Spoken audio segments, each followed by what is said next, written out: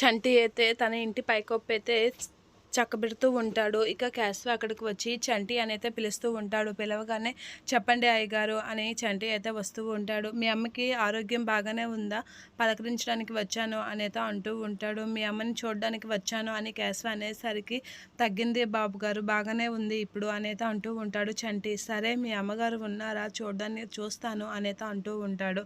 సరే అయ్యగారు రండి అనైతే చంటి అయితే లోపలికి రమ్మని చెప్తూ ఉంటాడు క్యాస్వని. అదే టైంలో సత్యవతి అయితే పూజ చేసుకుంటూ ఉంటుంది. ఇక అదే టైంలో సింధూర్ అయితే బయటకు వచ్చి, ఏంటి అడ్డబొట్టు మీసాల ఆయన గారు ఇక్కడికి వచ్చారు, మా అత్తయ్య గారు పూజ చేసుకుంటున్నారు అనైతే అంటూ ఉంటాడు. ఆ మాటలకి కోపంతో రగిలిపోతూ ఉంటాడు క్యాస్వ. ఏం చేయలేక అలా చూస్తూ ఉంటాడు. ఇక సింధూర్ అయితే మంచం వేసి కూర్చోమని అయితే చెప్తూ ఉంటుంది. నీ మర్యాదలేం నాకు అవసరం లేదు అని క్యాస్వ అంటూ ఉంటాడు.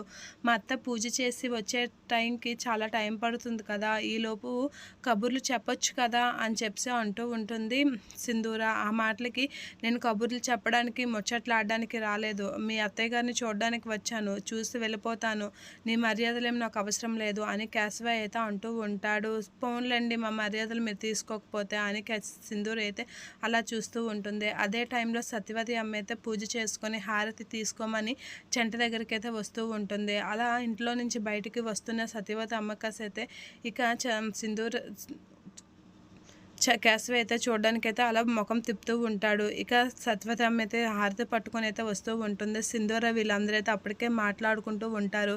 ఇక సత్యవతి అమ్మని చూడడానికైతే ముఖం తిప్పుతూ ఉంటాడు. అదే టైంలో హారతి కోసం అయితే చంటి దగ్గరికి అయితే సత్యవతి అమ్మ అయితే వస్తూ ఉంటుంది. ఇక చంటి అయితే చెప్పబోతూ ఉంటాడు, ఇదండి మా అమ్మ అని క్యాస్వకి.